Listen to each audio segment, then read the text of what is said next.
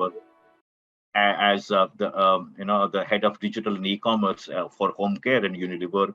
She was with L'Oreal as a digital marketing lead, L'Oreal professional for almost about 2 years. That's 1 year, 7 months, and most importantly, she was one. She continues to be one of the most sought after and also what is the most invited keynote speaker, as well as what is a professional speaker, as well as digital marketing is concerned.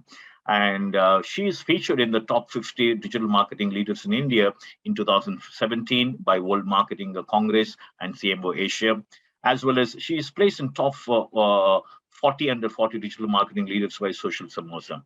And with her illustrious experience and as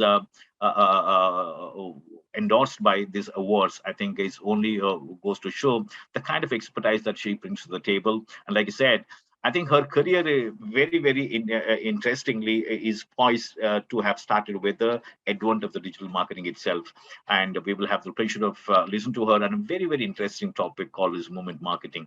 Right. Anvesha, like I said, what we'll do is we will have your lecture and we will curate the questions, and all of our participants are going to put their questions in the Q&A box. And then I will relay the questions to you at the end of your session, if that's okay with you. Absolutely. Thank you so much, Dr. Nagendra, for the warm and the kind introduction.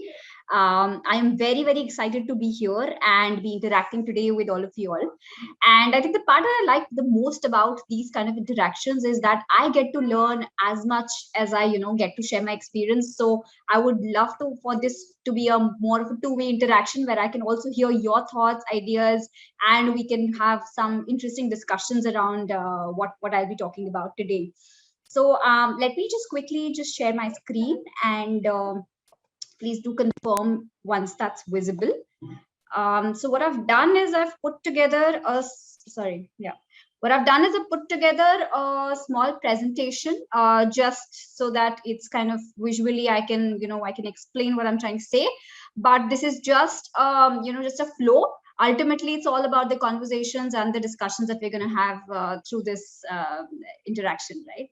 Yeah, we can see it. So yes. So in terms of moment marketing, it is all about navigating the consumer journey, and that's as brands, as marketers, that's like the dream. That's what we want to do. Like if we were actually able to understand what is the consumer doing at each and every touch point, and how do we best interact.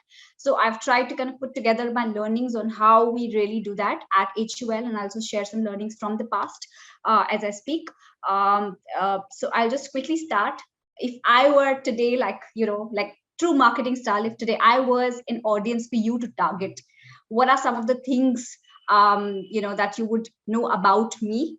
I'm a passionate marketer. I have, he's already spoken about where I've worked, and some of the platforms that I love to browse are LinkedIn and Instagram.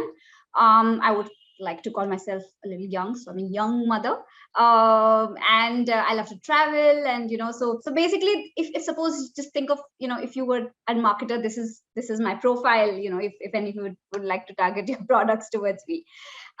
So on that note, what I would really look at covering today is that we would look at the context setting. So I would just kind of speak about why is it important and why have I actually picked this topic, and why do I think it's important. Then what actually can be done. So what and the how as a brand that you can actually do to action and to really leverage this. And then we'll bring it all together and discuss in the end towards Q&A. Yeah, so that's the broad agenda that I have in mind. I've put some time, but it's honestly it's quite open. So as Dr. Nagendra just pointed out, it started with Amul, and Amul has been doing this for ages in terms of moment marketing, capturing the moment, and actually leveraging it and making it so topical and contextual that we all relate with it. And the best part about that is that when a brand does that, you actually feel like you're sitting with the brand in the same room, because there's a very interesting conversation happening around something that we all are aware of, something that's new, trendy, latest, and people are talking about it, right? And it's while we see this as a very recent phenomenon of brands joining the bandwagon, having some banters with each other, what actually happened even in 2013 is what Oreo did. when it was a Super Bowl and the lights went out, and Oreo just put out a tweet. They were not even sponsoring the game, but the way they got attention was amazing.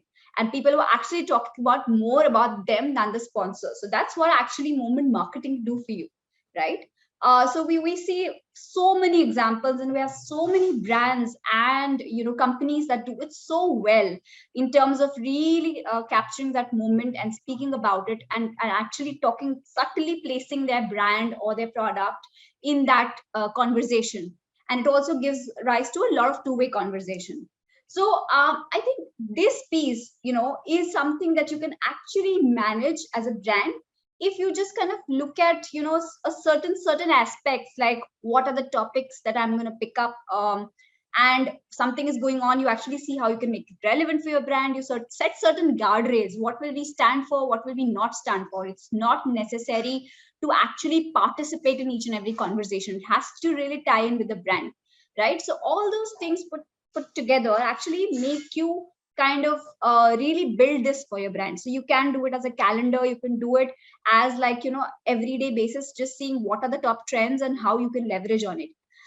But as a marketer, what I've seen over these years is that that is slightly still something that is manageable. It can also become a slightly more templatized approach. If you would have seen, you can expect Swiggy to talk a certain way, Netflix to talk a certain way, Dunzo to talk a certain way, and you would expect that in fact you would think, what would they have said on this, right?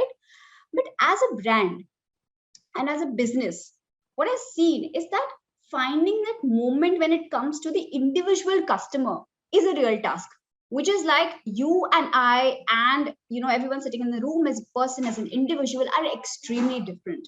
And we have different journeys that we go along in our paths to purchase. And hence, as a marketer, what is it that I can do to actually intervene at the right points? Not actually only intervene, but also kind of connect with the consumer at the right points, get their attention, and get them closer to the purchase, right? So that's basically what I will be covering, because I find that to be the more complex part, which honestly I am also still decoding it, and I would love to hear your thoughts on this.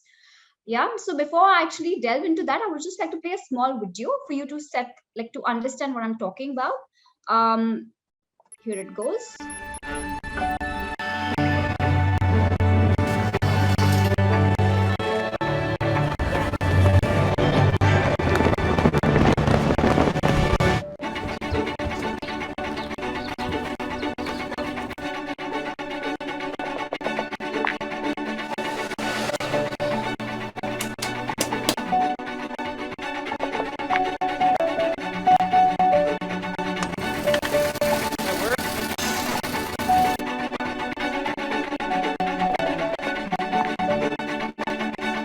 Hear a clicking or a grinding sound when you turn the key?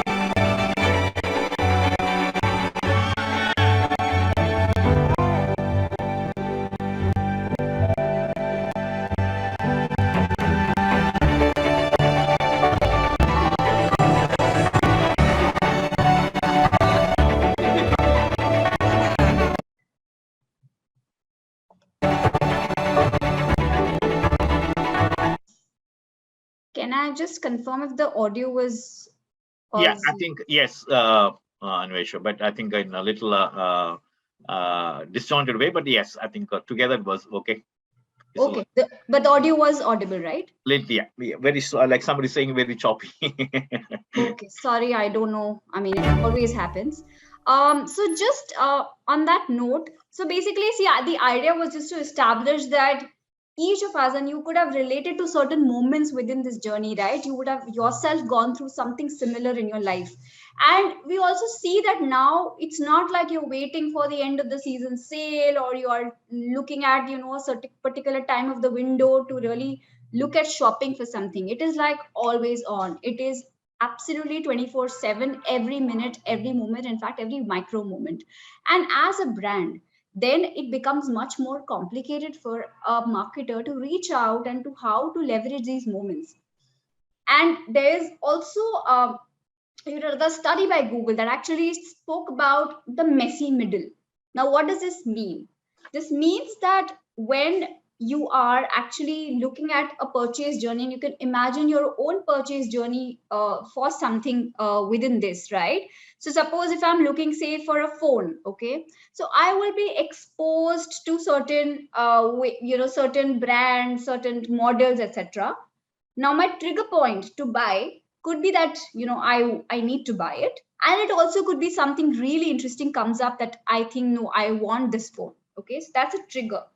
Now when you're going to go through this purchase journey, and what you see is an infinite loop in the middle, is that you are actually, so there are two ways in this journey actually goes from the trigger to the purchase. Is that either you are going to explore more, which is your where you're going to widen your search. So you're going to say, okay, I saw a Samsung phone, let me also see what an iPhone has to offer, let me see Oppo, let me see, like, you're going to look at all the uh, brands. And then you also say, okay, now you have closed the loop, and then you say, okay, now I need to evaluate. Now maybe have shortlisted two, and I'll evaluate. Now within that, I'll evaluate the color, I'll evaluate the model, whether I want a 64 GB one. So basically you're going to actually look at then that, right? So then you're narrowing options. But what happens is sometimes that even during narrowing down, you might come across something interesting, and it again goes into the exploration zone, right? You can think about travel, you can think about even buying something as simple as, say, a serum. Okay, so there is a lot of a lot of different journeys that you go through, and it can go from exploration to evaluation to exploration. So hence it becomes like a messy middle, and that's what is the most difficult part to maneuver, because from trigger to that, and you want to bring the consumer as close to the purchase point as possible, right? And I'm going to just talk about what can you do to bring the consumer closest to the purchase. And of course there are various touch points involved. Yeah. So what does the brand really need to do to capture the attention, right? These are these moments that you saw, no, go, do, buy, whatever they want to do, right? And there are certain things that the brand can do in terms of communication, or in terms of building their assets, that can help them speak to the consumer better or get their attention in the highly cluttered world that we live in, right? So I'll cover each of these 6 points, what you see on the right in terms of power of now, social proof, etc., with examples of how we're doing this at HUL. And hence I've kept very practical examples on day to day that even a small business can actually implement. Yeah. So that's basically what I'm going to cover. So if you see this, what is category heuristics? Basically it means that it is you actually create something which is like a memory model for the consumer, that they remember it, and they kind of start associating your brand with either a certain attribute, or it becomes like a certain, so it could be a color scheme, it could be a USP that you talk about. So when you're actually talking to the consumer, just make sure that you have the same imagery and the same similar way of talking to the audience across different touch points. Don't make it too just disjointed, because yes, so I just wanted to give you an example of how we do it at Surf, like say for Surf Excel. So you see an ad on TV. There is also something that we run on Facebook as an ad to actually convert the consumer. Then we have on Amazon, if you go and want to buy, we have some ads running there. Now, what we try to do is keep consistency between, if you see there is a child here, there's a child there, there's a child in this one. We've kind of created adapts of the same one in the ads, and we also kind of try to bring out the tough stain removal part. So we see that tough. So in the minds of the consumer, when they see it repeatedly for them the decision making becomes easier because it's like, oh, dust stain removal means Surf Excel. That's what basically we try to land, right? So you if you as a brand want to do that, you try and see where you can actually simplify the decision making process by giving them something that the brand can easily associate you with, right? So if you see, it's the same pour up pour here, also it is pour up pour. It talks about tough stain removal, and obviously we really look at what is needed for the platform. So here the bottle needs to come first, there has to be a certain way in which it needs to build. So of course you build it for the platform, but you keep the same central idea to make it consistent across everywhere that you're selling. Yeah. The next one is power of now, and we've really seen this explode in the last few months with this 15-minute, 10-minute grocery delivery. Is because it's always a delight to get things now, right? If I want something, I get it now, nothing better. So it's also about how soon can you close the loop for the consumer, right? So it's not just about only delivery timelines, it's also about instant gratification. One reason why we enjoy paying with Google Pay or Paytm is because we like that scratch card, right? I mean, half the times we don't even use it, but it's a delight factor, right? So any kind of instant gratification that you can build really works. To give you one example of what Magnum did in Spain, is that they wanted to really leverage and tap into this new generation of gamers, because gaming is essentially really, really growing. Like almost 40% of the world's population today is gaming. So they wanted to really reach out to this audience. But it's not easy to reach out to a gaming audience. It's like you have to talk to them in their language. You have to really connect with them at that level. So what they did is that they actually created some with the help of Twitch and the partner, local partner, I think it was called Glove or something.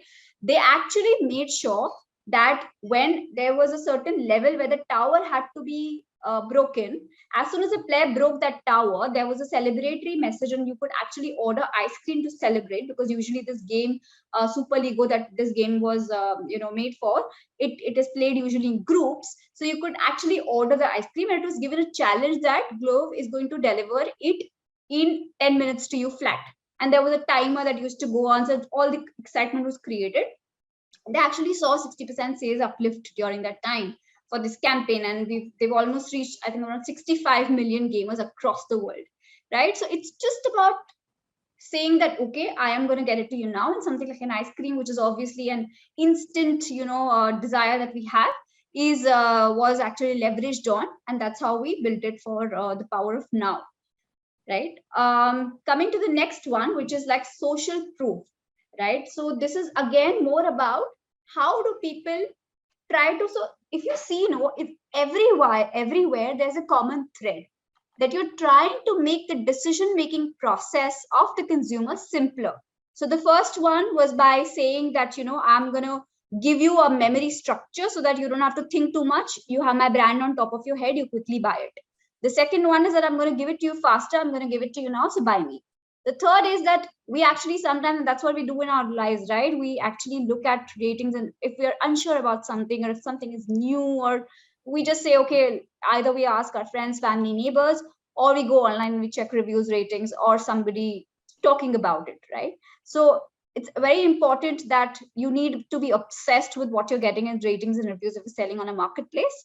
Be very clear about what people are giving as a feedback, and implement the learnings from there.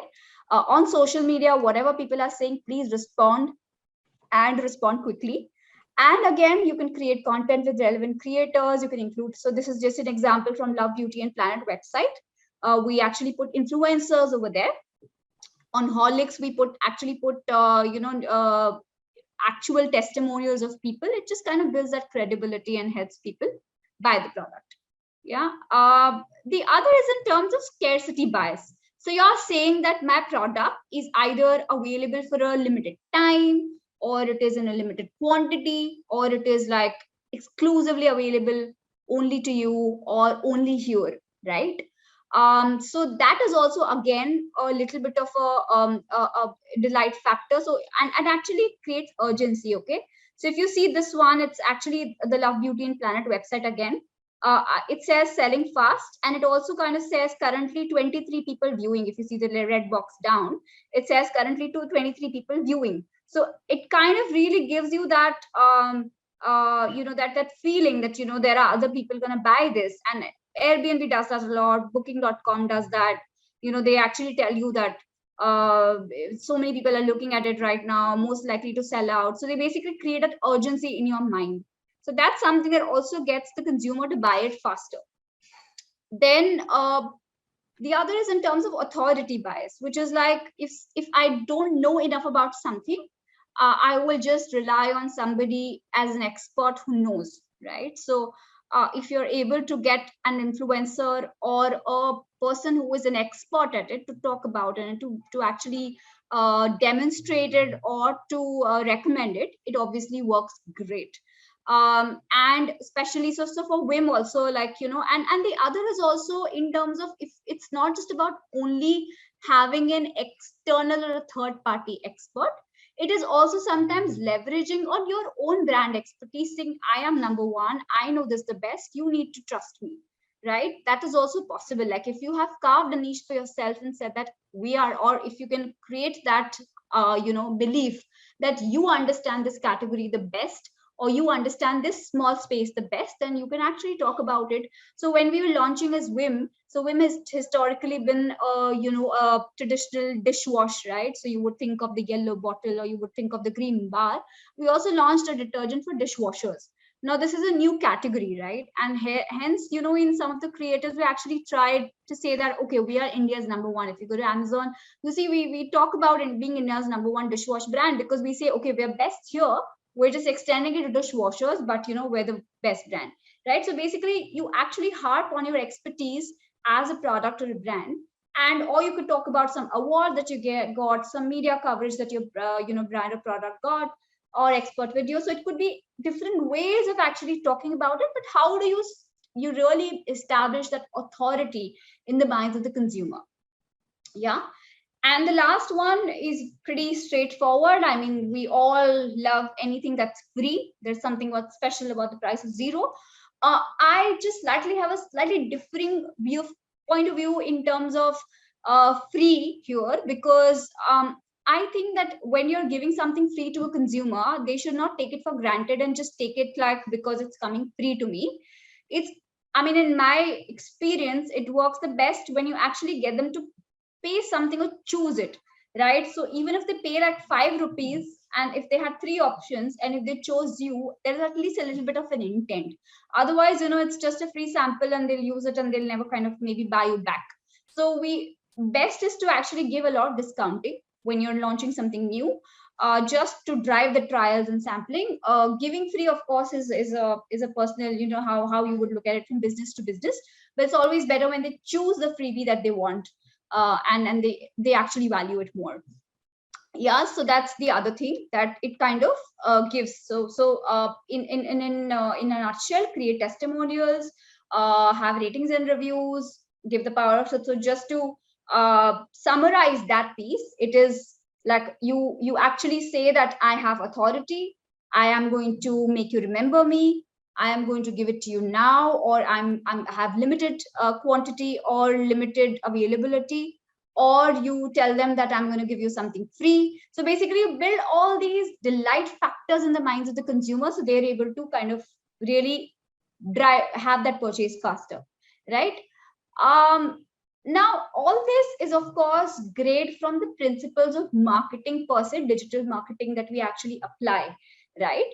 But at the end of the day, every category is very different, and whatever category that you all would be like handling or driving a business in would be different, and there's a different complexity, there's a different involvement that's there, right? So say for example, detergent, the category that I handle, you actually see it like almost the most difficult one to drive in terms of it's less complex. Like I don't need to explain what a detergent is, and it's also less enjoyable for people to talk about it. So detergents, toilet cleaners, everything that the dishwash is what what the business that I look at. It's a good challenge, and it's an interesting challenge to have, where you are know that the people are not really involved in conversations, but you actually get their attention, right? So it could be different in terms of complexity, and the best is for you also to kind of map out your own category, your brand, product. Of course, here it's more B2. I mean, there is also some B2B, but it will be different obviously for B2B as well. But it's good to map it and say that, okay, this is where I stand, and hence because the platforms are all common, everybody's on these platforms, and these are the platforms. I mean, there are lots and lots more. I've just listed out the most common ones, but basically you're saying that you're competing anyways with all these categories, and you have to reach out to the consumer on these particular touch points, right? So then once you know that this is where I stand, it's like how to build that narrative. Yeah. Now, so how do you target the consumers with the right context, right? There are two broad ways to do it. The first one is that you actually look at the context, their personal context, like where do they stay, what is the weather, what is the time of the day, what is the season there. So everything in terms of a very localized or a very personal attribute about them, right? The second could be about behavior, which is like what kind of media do they consume, what do they search for, what are they looking for currently, are they in market for. If you remember in my first slide, I actually shared what I'm in market for, what I'm currently wanting to buy, like immediate, what are going to be my next buys, right? So everyone, all of us have something in mind that we have to buy. It could be from a simple detergent to a car, right? We would have something that we want to buy, and we would be browsing, looking, and that's the way somebody can actually reach out to you. Yeah, so it could be behavior or it could be context, and you can mix both of them as well. I just give you one example of how Rexona did this, and they drove results. It's a case. Measuring the impact of an ad on sales is a real challenge for brands, especially for products sold by large retailers. Unilever faced this challenge for the launch of its new Rexona Protection Active Plus range. The brand called on Mindshare and S4M to launch an unprecedented moment marketing campaign. How? With customized and contextualized messages depending on the time of day, the location of the shopper and the app used. All in real time, with a lot of messages. Targeting a specific city with S4M's campaign and comparing sales results with a non-exposed sample city. The results? An 11% sales uplift on the new Rexona range, a 9% sales uplift on men's product, a 12% sales uplift on women's product, and a 6% rise in sales for the brand as a whole in exposed shops.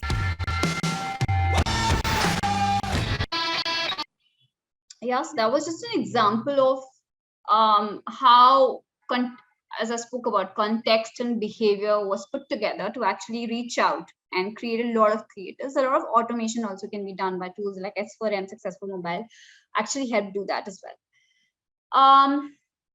So actually now to say that, okay, we've understood, okay, what are the kinds of ways in which the messaging needs to be built.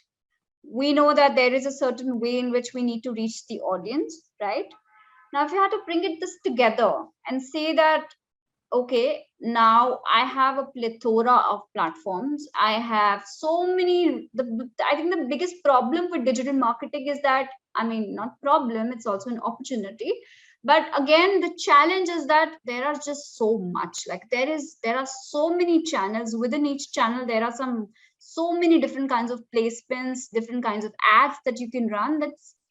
It sometimes becomes overwhelming that exactly what should I do and where should I start, right? So for your particular business, and I have put this like broadly for FMCG, for your particular business, just put that point there that, okay, like in this whole journey of exposure, trigger, exploration, what we spoke about, the messy middle, right from your trigger to your exposure, trigger to your purchase, what are the points that what would I do and where, right? And I've also included the TV, print, outdoor as well as here, because it's also like kind of some channels that you might be using. So basically you actually say that what is the medium, how am I going to evaluate the success of that medium, and what is the kind of assets that I would need to create. right? This then overlapped with the audience, which I just spoke about, which is more about then you sharpen the audience. And hence, then that becomes like kind of a model for you to deploy, right? So if I had to speak about exposure, it is all about, so one of the things I think that I also have seen and I have evolved myself is that we expect too much from one campaign. So when we're running a campaign, we say, okay, the person should also come to know about what my brand is, and they should also buy me. And I will say that my brand is the best. And I will also say that you will get the results in like some 15 days, you will be able to see the results. And so you basically expect too much. In fact, every single campaign should have one objective, should have one messaging. Because then only, first of all, if you have one objective, then the algorithm can actually optimize for that particular objective.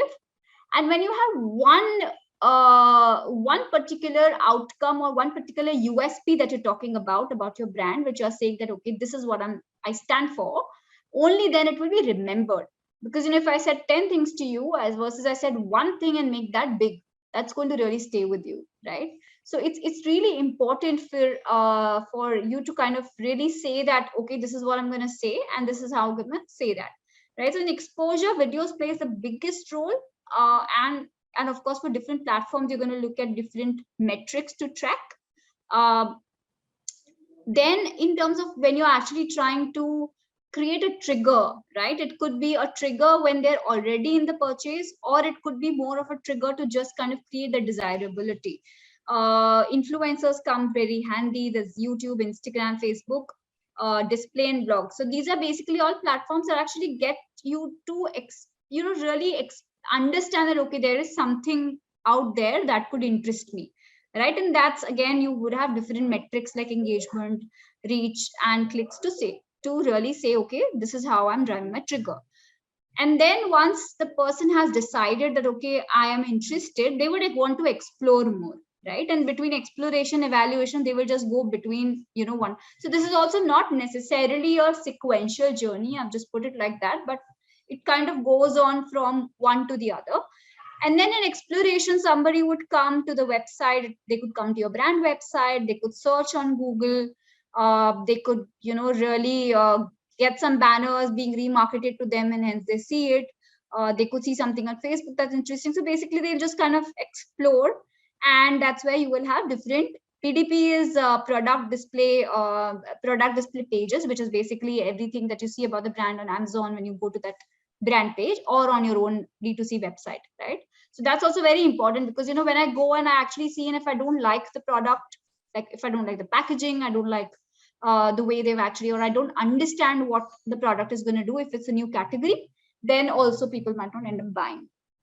And then they're actually then evaluating. So evaluating, they'll then go to, say, the e-com portal, or they would watch some YouTube videos of people who would have used the products, so testimonials.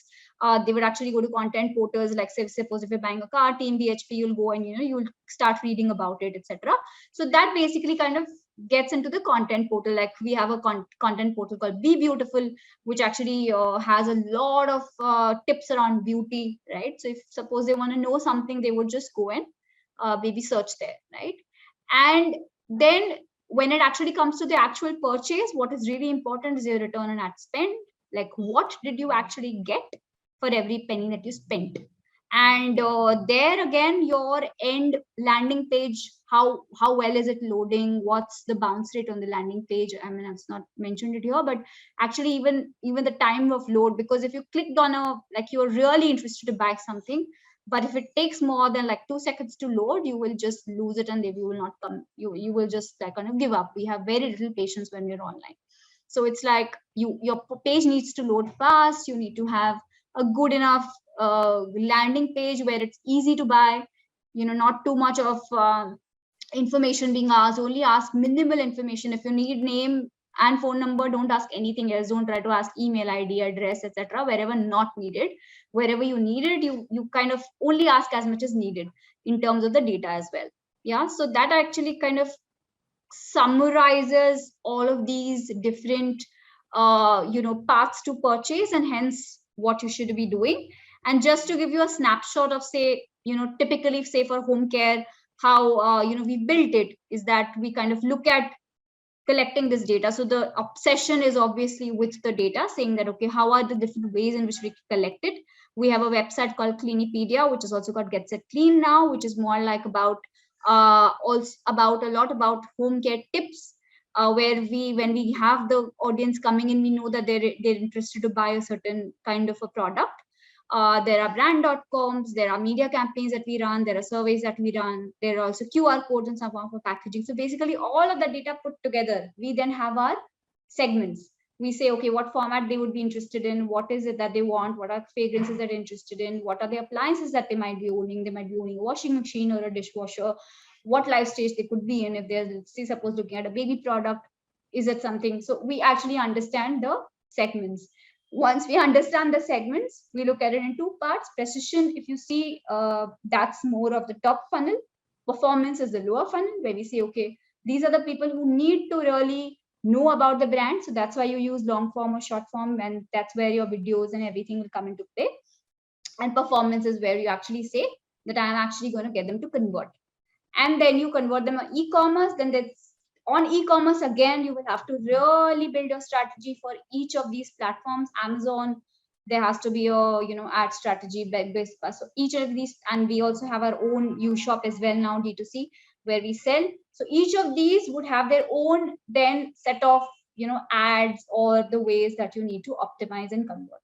So basically, in a nutshell, that's how it all comes together. I mean, it is very complex to really honestly put it in a page or put it on a slide. I would love to talk about it and discuss if there are any questions, but basically just summarizing, and last slide, to actually ace your moment marketing is first that you identify what are the micro moments. So list them down. What are the micro moments in your consumer's journey? Then you understand where all are they really going, what media are they consuming, and what is the context of your consumer.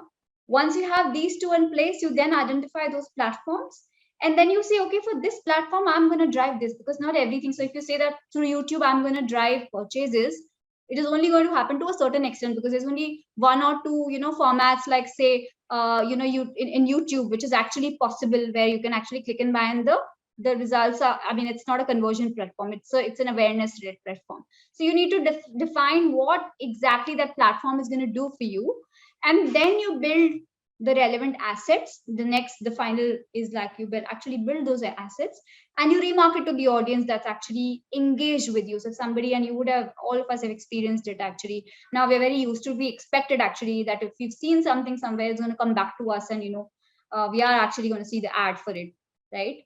And I think the biggest learning for me is that in digital we expect days, the results on the second day. We say it's so fast, but it's actually a patience. You have to keep the patience, because algorithms really take time to do the machine learning. After that, you as a brand take time to understand what's happening. So it's like a journey, and you keep evolving every day.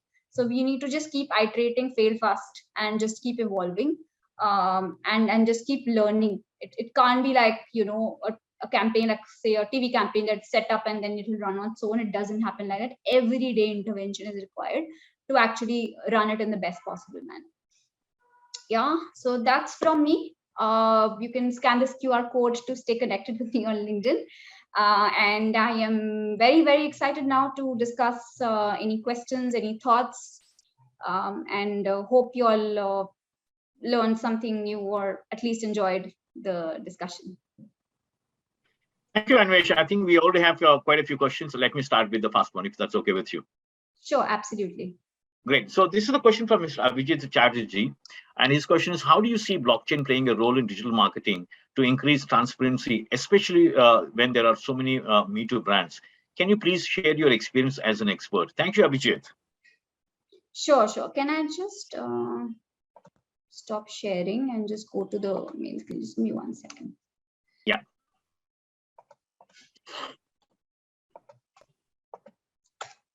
Yes. So I think all these new technologies, Web 3.0, blockchain, I think they're just a part of Web 3.0, right? And they're basically gonna just ensure that you actually have a more democratized system of working. You have more open ways of working. So ideally, how as marketers you prep yourself is that you try and make sure that you are owning as much consumer data as possible, and you are actually building actually working with different and actually kind of experimenting with different ad networks, publishers, all these technologies to really understand how things are moving, because uh, all these technologies, honestly, they are all enablers. They are not the basics remain the same. Now when you're actually looking at something like a blockchain technology, which is Anvesha, payments your and voice is your voice is echoing. uh, I'm trying to understand why that would be happening. And just suddenly it started happening. Is it still echoing? Yeah, it is. Shall I just mute and unmute once or something? Yeah, maybe. Or any other audio device if it's open there.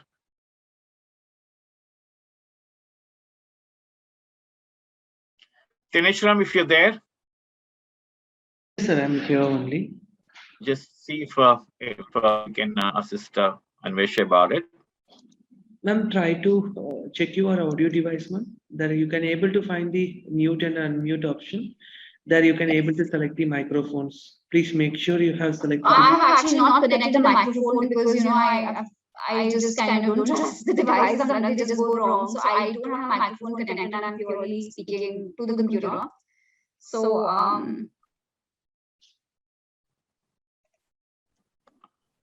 is it still echoing? Yes, ma'am. Yes, ma'am. It is. So try to rejoin the session, ma'am. I think I'll do that then. Yeah. Sorry, I will just do that. I think Sure. Thank you. Thank you. Sorry, guys, for the glitch. I think I hope it gets fixed.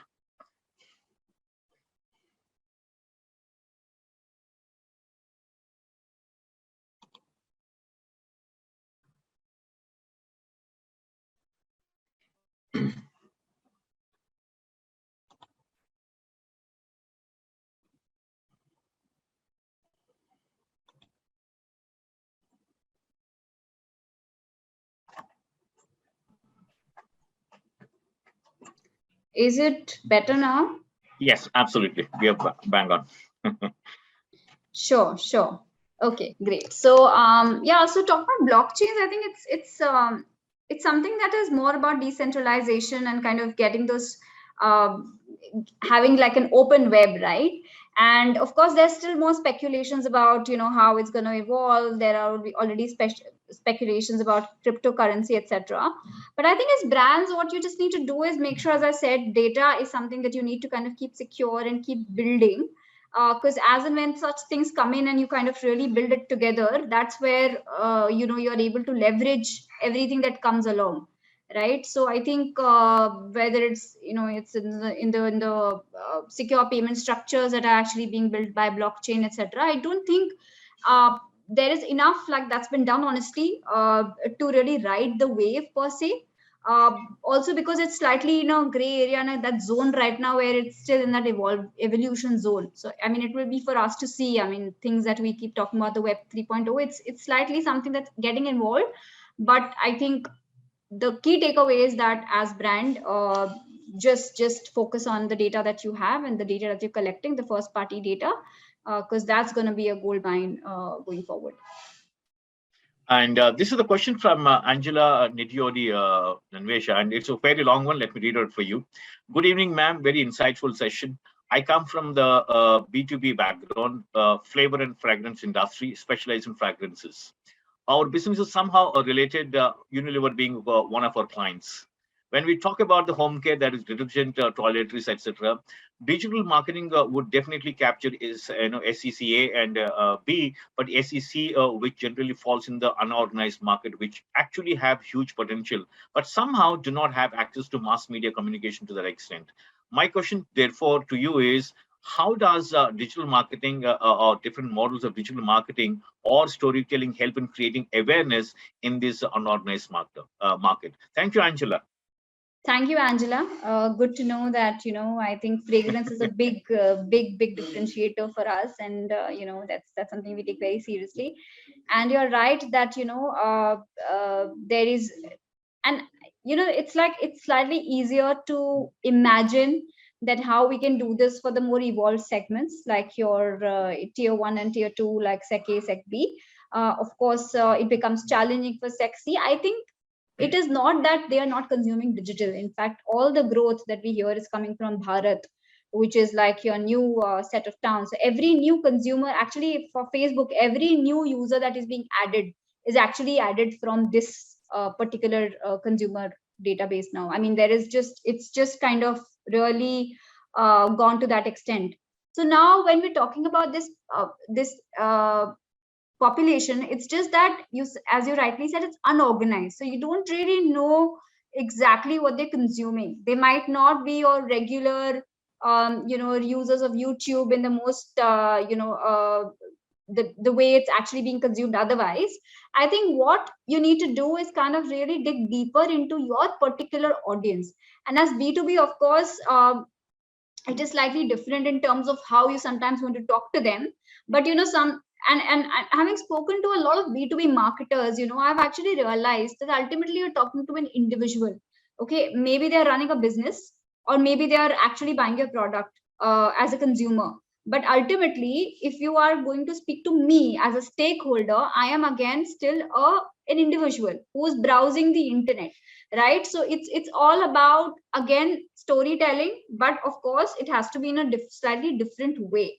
Now, in terms of platforms that they consume, what we have understood is that there are certain platforms like, say, Moj, or you have these like, so Share Chat, WhatsApp, and all of these, more of like all these small video, like your snappy video content, and say one-on-one marketing kind of channels that actually they also consume quite a bit. And even in terms of the way they consume video, it's slightly different. It was earlier on those the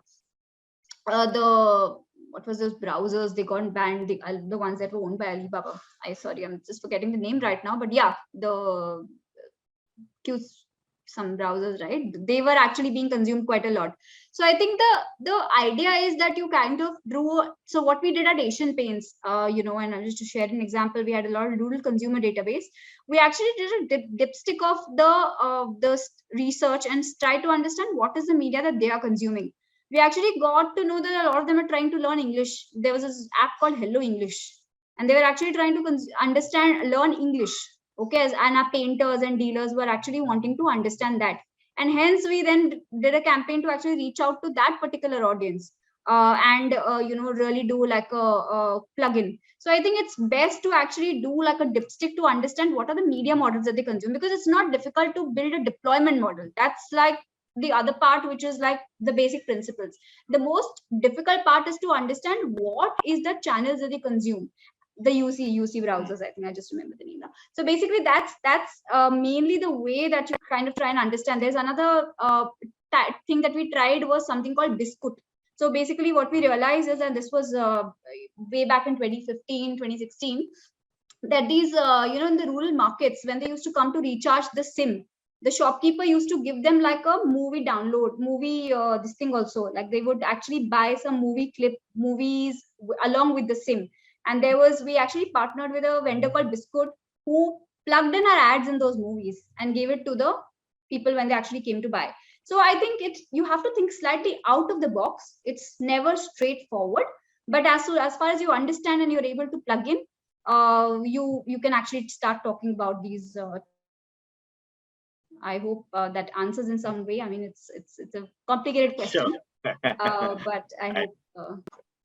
This is the next question is from Mr. Nikhil Odankar, and his question is: thank you for sharing and sharing the experience and insights.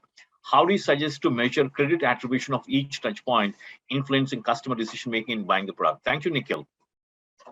Sorry, so it's about understanding the attribution, is it? Yeah, credit Yeah. attribution of each touch point. Okay. Yeah. So I think it's not very simple actually, to be honest. There are obviously the various media models available to actually build it. You can even build it in analytics. There is a last click attribution model. You actually have attribution models which are with time decay, saying that somebody who's seen my ad today, do I only look at the last click, or do I look at the full journey and try and see what touch points they look at. I think for me, by far the easiest in the sense, the most reliable way is two. One is that you actually uh, try to look at first the way the individual channel is performed for you. So and just try and ensure that you actually compare it with the category benchmarks. So if suppose you had a YouTube campaign, then you have a brand lift study, and versus your own brand lift studies, you actually kind of keep trying to understand how it's really working.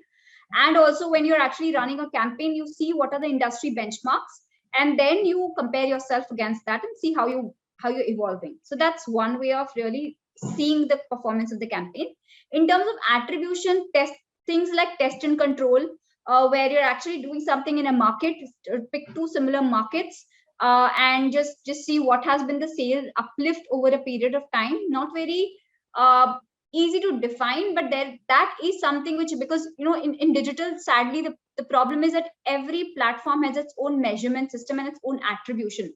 So through the journey, it's very difficult to attribute it to a certain a certain touch point.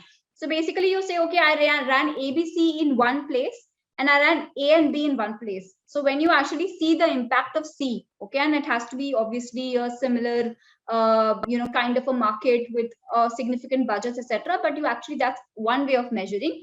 The other is, of course, there are some tools available online which actually try, and there are all these DMPs that actually try, which is data management platforms, that actually try to build and map the consumer journey and get together all the data in place for you. Again, that is more about tagging. So I think the most important part first starts with the tagging, that you actually the audience tag the audience. So you actually say that, okay, this is the source, so this is where the audience is coming from, and hence tomorrow, then when you can actually in the back end, you can actually bring it all together, saying that this is the audience, then the audience went there. So having the right tags and actually getting the platforms to talk to each other doesn't happen 100%, to be honest, but wherever it can, you can actually either use tools or you can use some crude studies like a uplift to actually see the attribution of the channels. Great. So this is a question from Mr. Prasad, Anvesha. His question is, how do you take care of the negative sentiment of the consumers when they are bombarded with advertisements of your products? Does sometimes digital marketing has negative impact on sales? Yes, in fact, I'll quote an example from Asian Paints when we had actually launched a product for waterproofing. And this was a very, very, very interesting ad where, there is a person who has a bet with the landlord that I'm going to, like, really your house is going to really get ruined because I have a lot of water. I think he used to use a lot of water every day, and hence every day he would just try to spray water, but nothing happened to the walls because it was waterproofed. Now at that point of time, obviously we didn't think of it that way, but ultimately people came back, and there was not, like, actually we obviously exaggerated the water, we didn't really use as much water, but ultimately it came back to us saying that you're wasting water, and there's a lot of and at that very point of time, I think also that happened, there's a water crisis that happened, and it actually completely flipped out, and we got a lot of negative remarks from the audience.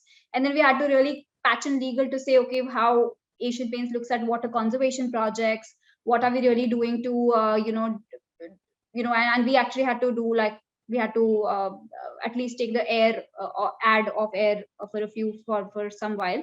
So those things have happened. There's also been one case where we actually had a very nice ad about how we used to say that, okay, the wife tells the husband that you don't understand color that well, and we didn't know that there's something called the men's empowerment forum, and they came back to us for saying that men are colorblind, like how can you so you don't know the actual crux is that you never know, because when you create a content, you're creating it with the best intent, but you don't know how the audience is going to perceive it. But the best possible way to deal with it is one that after that we started doing like a full analysis of what are the possible possible things that would come up as counters, and how do we do that. So we already had a contingency plan ready, that if somebody is going to say this, we're going to say this. Okay, so you actually kind of start preempting a little bit in advance, saying that this might happen.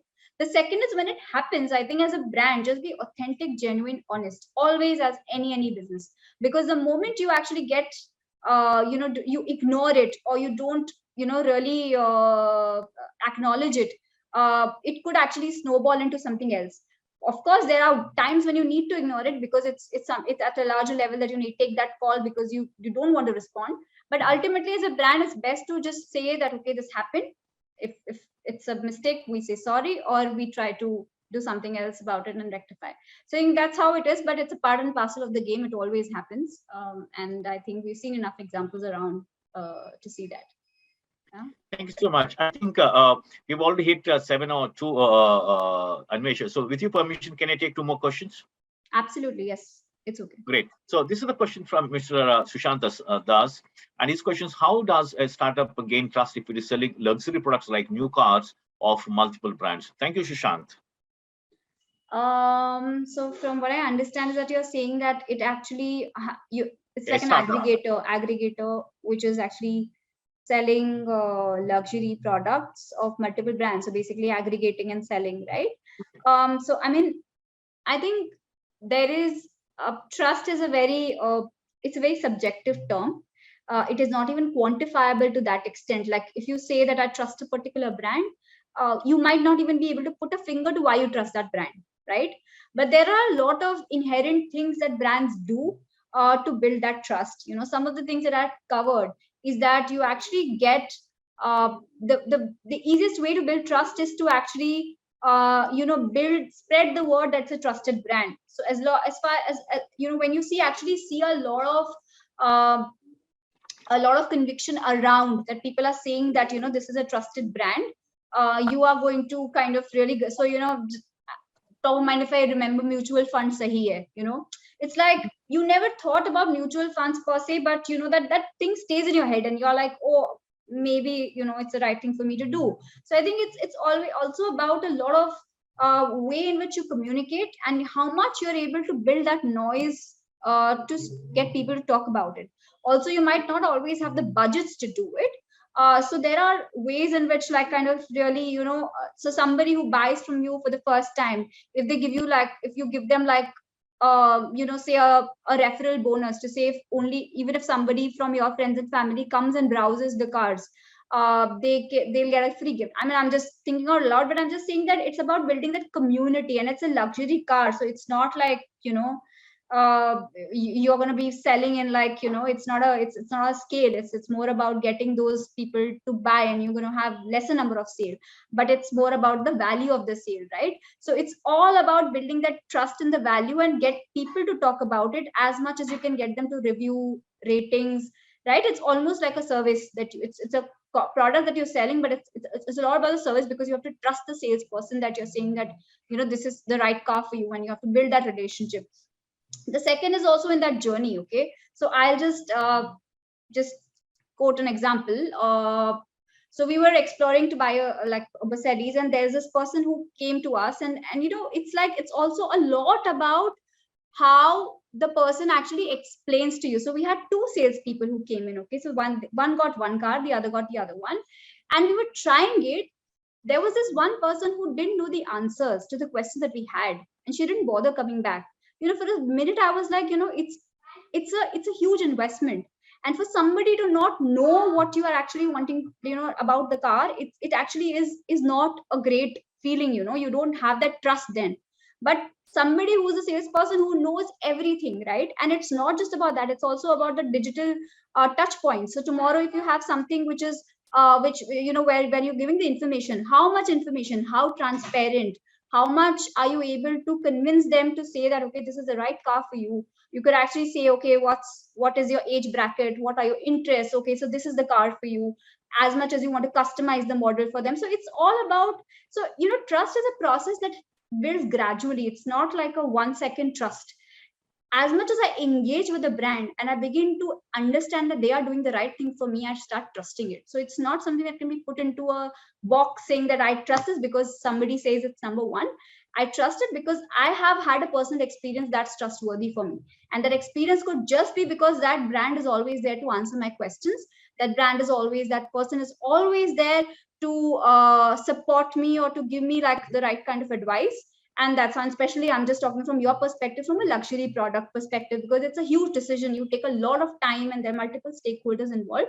So as much as you are able to reach the consumer in the journey, you would have the email IDs, the phone numbers. How can you engage them over WhatsApp? Even if somebody's not bought it, how would you still keep engaging with them? It's I think it's a journey, and that's how you might want to really, gain that trust. Thank you, Anvesha. Last question for today evening is from Mr. Sanjay Kumar Patnaik. And his question is, good evening, ma'am. Very insightful. Please share some of your thoughts on how to evaluate the effect of digital marketing in monetary terms. Thank you, Sanjay. Sorry, can you just repeat the last part of it? In the The effect monetary of, terms. in monetary terms. Yes.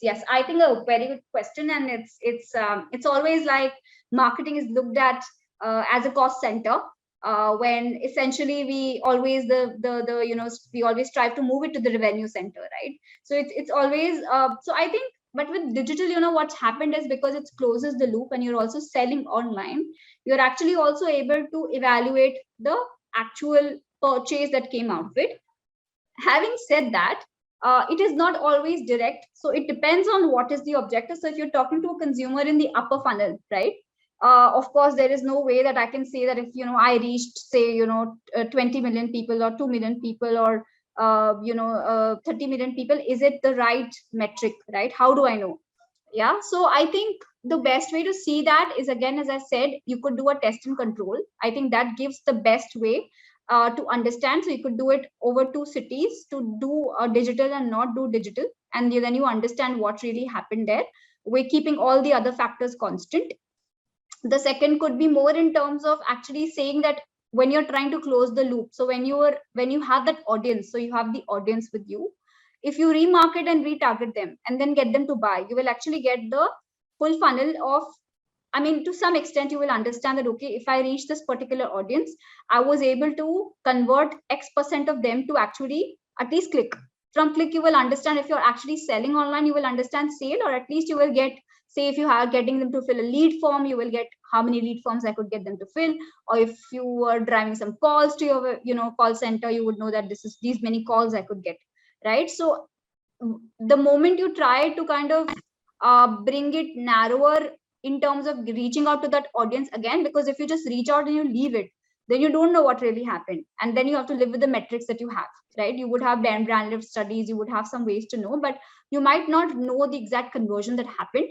The more you try to, as I explained, build that journey for the consumer, the more you're able to put a finger and say, okay, I was able to actually drive because I did ABC. And it is, again, as I said, it's a process which kind of you learn and evolve, and you understand that once when I did awareness and I did more of like a little bit of video, etc., versus when I didn't do, this was actually my result in terms of sale. And that's where, so it could be either you use more platforms in one and less platforms in the other, or you don't do anything in one and do something in the other geography. And today you have pin code targeting, you have so much granular that you can go, that it's easier to do those experiments because it doesn't take too much of money, honestly, to do it. So that's where I would leave you with. I mean, in that, I mean, if you have a follow-up question, happy to answer, but that's how typically I've dealt with it. It's not, again, straightforward, but it's something that's worked for me. Thank you so much, Anvesha. I'm sorry if you have taken or extended your time, but it's amazing. I think what really, broadly, one is the movement market. Movement market is one. I think largely everything that has been discussed, over the last 1 year, Also, maybe with your permission, and maybe you can correct me if I'm wrong, is that I think one of the latest thing that Philip Kotler has been talking about and he's been going around the world is about H2H marketing, human to human marketing. I think, Exactly. with all the technology in place, right? I think somewhere like one of them asked, one of the negative part of it, but other part is are they losing the human touch? But I think other side is that it is really enabling that personalized touch, or maybe human to human marketing that's quite possible. I think the basic example is that ice cream that you're talking about in Spain. That's of course a limited audience. All those people who are that gaming the world.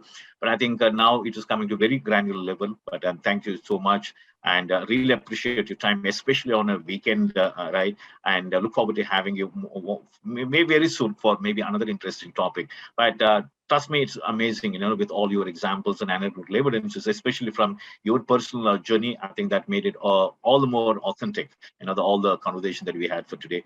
And once again, from all of us at TimesPro and from all of our learners, absolutely pleasure to have you for today evening, Anvesha. Thank you so much. Thank you, everyone, for the wonderful questions. And I hope you all enjoyed it as much as I did. Thank you. Thank you, Joss. Thank you, Dr. Nagendra, again for the opportunity. Thank you so much. Bye. Have a good weekend. Thank you so much.